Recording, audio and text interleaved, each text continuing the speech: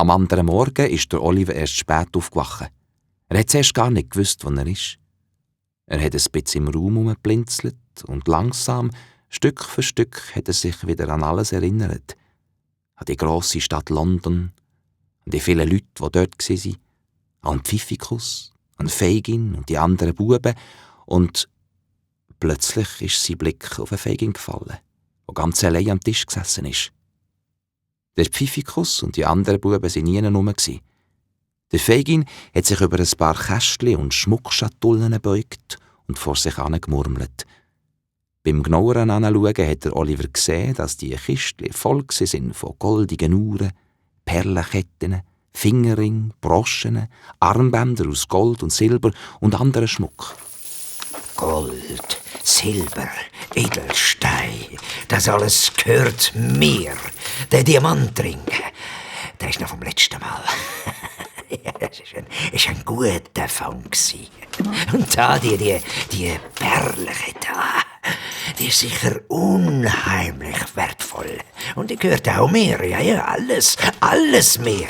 Ich bin reich, ich bin steinreich. Von wo hat der Fagin echt den Schmuck? Hat sich der Oliver gefragt. Er hat sich gewundert, wieso der Fagin, wenn er doch so reich ist, in so einem alten, verfallenen Haus wohnt. Doch der Oliver hat keine Zeit gehabt, sich darüber Gedanken zu machen, denn in diesem Augenblick ist der Pfiffikus und ein anderer Bub, der Charlie, reinzustolpern gekommen. Der Oliver ist aufgestanden und hat sich schnell angelegt und ein bisschen gewaschen. In der kürzesten Zeit sind noch die anderen Buben eingetroffen. Alle sind um den Tisch gehockt.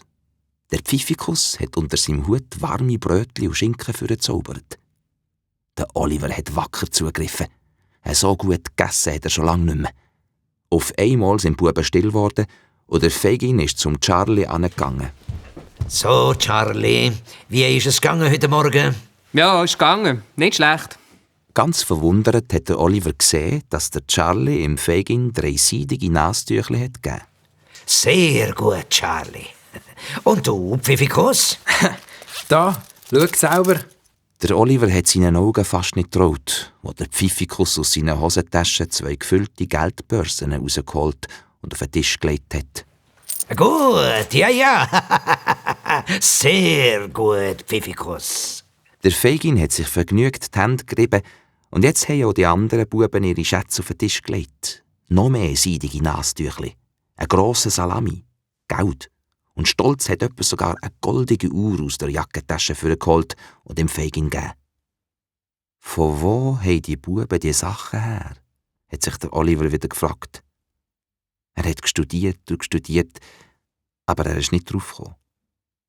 Nach dem Morgenessen haben der Fagin und die Buben ein ganz komisches Spiel gemacht.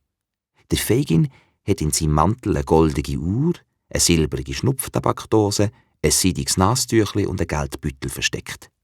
Dann ist er mit einem Stock in der Hand wie ein vornehmer Herr im Raum umstolziert. Die Buben sind unauffällig dem Fagin hinterher und haben, ohne dass es der Fagin gemerkt hat, etwas von den versteckten Sachen aus der Tasche geschnappt. Wenn der Fagin eine Hand gespürt hat, hat er laut «Halt!» gerufen und das Spiel hat wieder von vorne angefangen. Der Oliver hat das alles ganz erstaunt beobachtet. Nach einem Zeitchen hat der Fagin zufrieden in die Hände geklatscht. Bravo! Sehr gut. So, und jetzt verschwindet. Gehen wieder an die Arbeit. Die Buben haben das Haus wieder verloren und der Oliver ist allein mit dem Fagin zurückgeblieben. Willst du es auch mal probieren, Oliver? Du musst einfach ein seidiges Nastuch aus meiner Tasche ziehen, ohne dass ich's merke. Der Fagin hat sich ein seidiges Nastuch in die Jackentasche gesteckt. Dann ist er angestanden wie ein hochmütiger Herr, der die Schaufenster anschaut. Das hat so lustig ausgesehen, als der Oliver lachen musste. Aber dann hat er sich zusammengerissen und hat das Nastüchlein langsam und vorsichtig, wie er es bei den anderen Buben vorher gesehen hat, aus der Tasche vom Fagin gezogen. Und? Hast du es? Jawohl, da, Sir. Ah, sehr gut. Ja, du bist ja ein richtiges Talent. Also, wenn du so weitermachst, dann wirst du zu den Besten gehören.